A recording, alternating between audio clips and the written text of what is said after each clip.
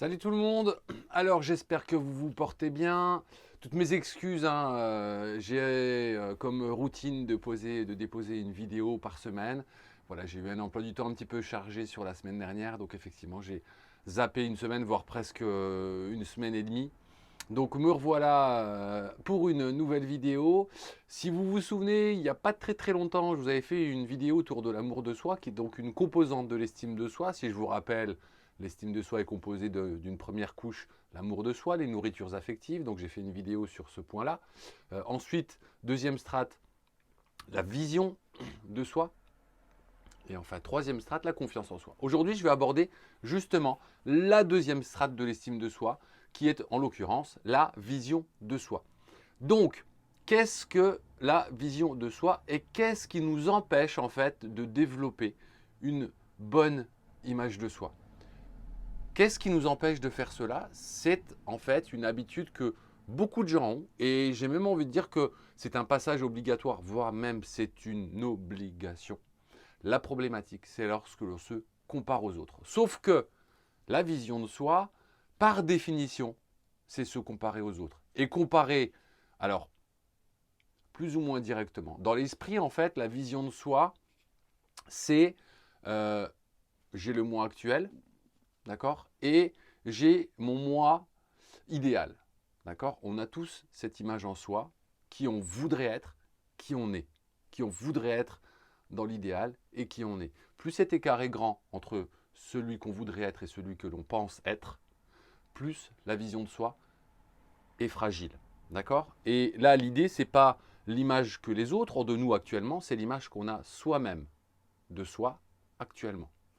Et plus l'écart est grand entre l'image que j'ai de moi aujourd'hui et l'image du moi idéal, plus cet écart est grand, plus l'image de moi va être fragile, et plus elle est forte au fur et à mesure que je m'en rapproche. C'est pour ça que souvent, plus on vieillit, on parle d'expérience, de maturité, ben on va mieux, on a une meilleure image de soi parce que progressivement, on s'approche de son moi idéal.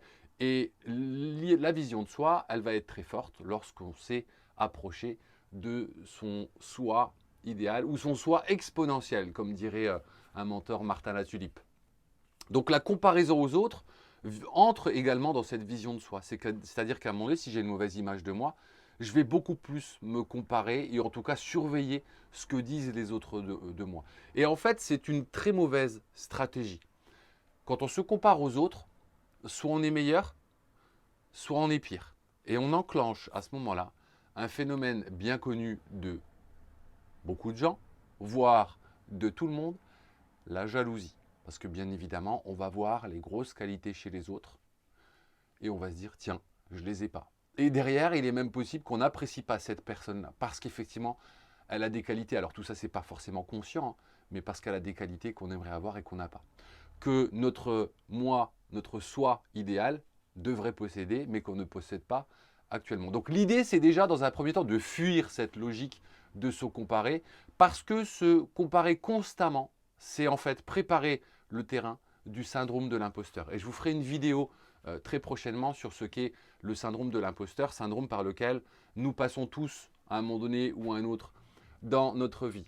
Et en effet, se comparer en permanence, c'est augmenter les chances de ne pas se trouver à la hauteur, qui est quelque part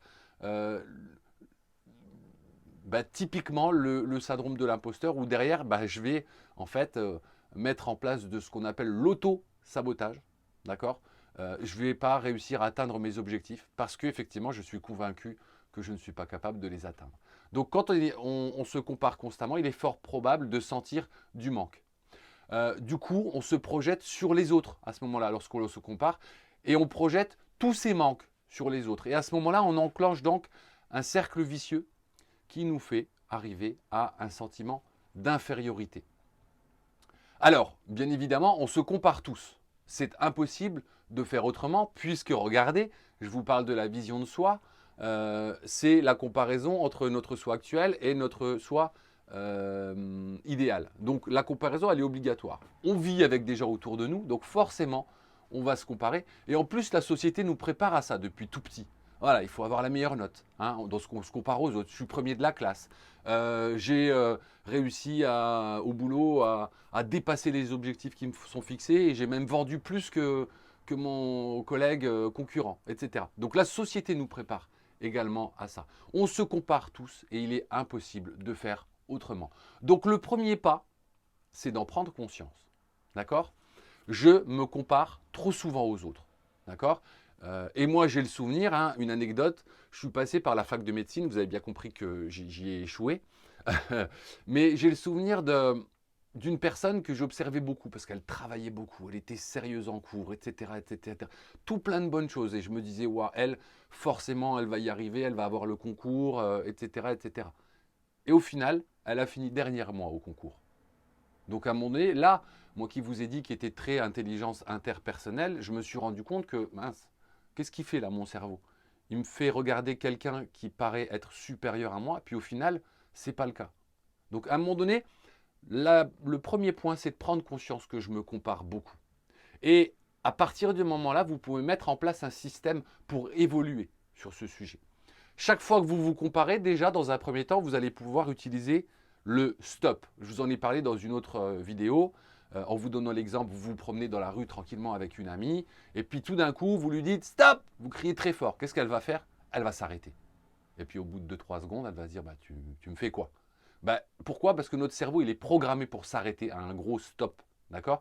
Donc quand vous êtes en train de vous rendre compte que vous vous comparez aux autres, dans votre tête, ou très fort si vous êtes seul, criez stop. D'accord? Histoire que votre cerveau arrête la comparaison. Il va arrêter et il va attendre quelques secondes de voir ce qui se passe. Et à ce moment-là, vous lui proposez de vous observer patiemment. Et même vous allez pouvoir dire à voix haute ou à voix basse, si jamais vous êtes dans un supermarché avec plein de monde autour de vous, d'accord? Mais vous allez vous dire que simplement, les qualités que vous voyez chez la personne avec laquelle vous êtes en train de vous comparer, les qualités que vous voyez chez la personne avec laquelle vous vous comparez, c'est en fait le reflet de vos qualités. Donc vous vous arrêtez, vous dites stop, et vous vous dites, les qualités que je vois chez cette personne sont le reflet de mes qualités intérieures. Et en fait, c'est vrai. D'accord? Je vais vous apprendre un truc de fou.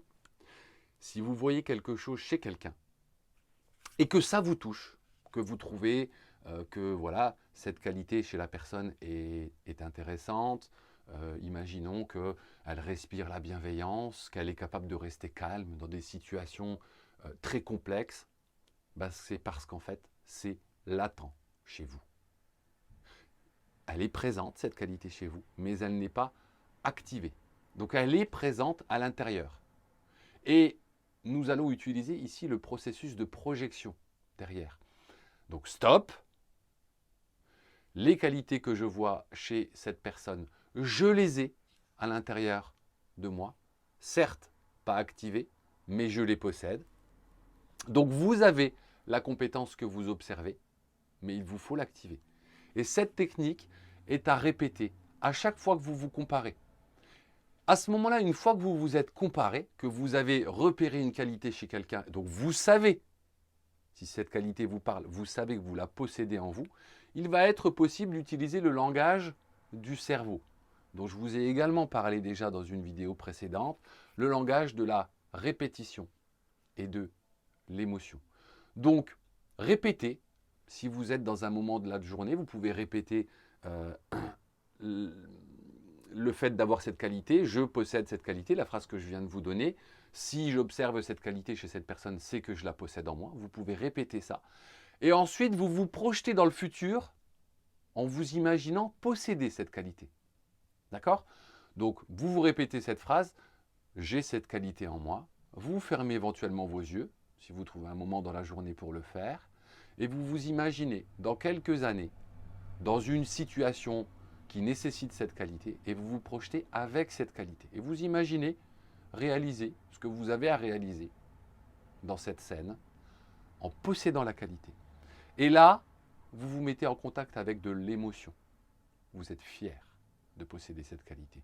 Donc vous faites une projection dans le futur et vous tâchez de mettre ensuite, donc dans cette projection, vous allez utiliser les différents sens. Qu'est-ce que vous voyez dans l'image qui est projetée? Qu'est-ce que vous entendez? Qu'est-ce que vous sentez? Qu'est-ce que vous pouvez toucher? Qu'est-ce que vous pouvez goûter éventuellement? Et à ce moment-là, vous vous laissez aller dans la scène avec la qualité, d'accord? Réaliser la tâche qui est permise grâce à cette qualité. Et derrière, vous y mettez de l'émotion, de la fierté. Vous êtes fier de vivre ce moment dans le futur. Vous associez donc une répétition, parce que vous allez le faire plusieurs fois, et de l'émotion, la fierté. Ça va parler à votre cerveau et ça va permettre d'activer la qualité que vous avez latente en vous. Rappelez-vous, vous vous comparez, stop. Puisque vous vous comparez, vous avez repéré une qualité chez l'autre que vous n'avez pas, ça veut dire que vous l'avez, qu'elle n'est pas active. D'accord? Et du coup, pour ça, vous allez pouvoir utiliser le langage du cerveau, répétition, émotion, plusieurs fois dans la semaine. Vous vous posez, peut-être vous faites une petite relaxation, vous contractez tout votre corps et vous relâchez à plusieurs reprises, histoire de détendre le corps. Et à ce moment-là, vous vous projetez dans dans une image, dans une scène, dans une voilà, on appelle ça une visualisation dans laquelle vous avez besoin de cette qualité, vous la possédez, vous réussissez ce qui vous est demandé dans cette scène, vous observez les différents éléments, vous écoutez, vous utilisez les différents sens et vous y installez de la fierté. 2, 3 fois. Et ensuite, vous avez juste à y penser sans besoin de faire de relaxation. Voilà un bon moyen de travailler sur l'image de soi. J'espère que cette vidéo vous a plu. Likez si vous avez aimé. Partagez si vous pensez que ça peut aider des gens autour de vous. Commentez, je me ferai un plaisir de venir y répondre. Et quant à moi, je reviens vers vous très bientôt. Bye bye.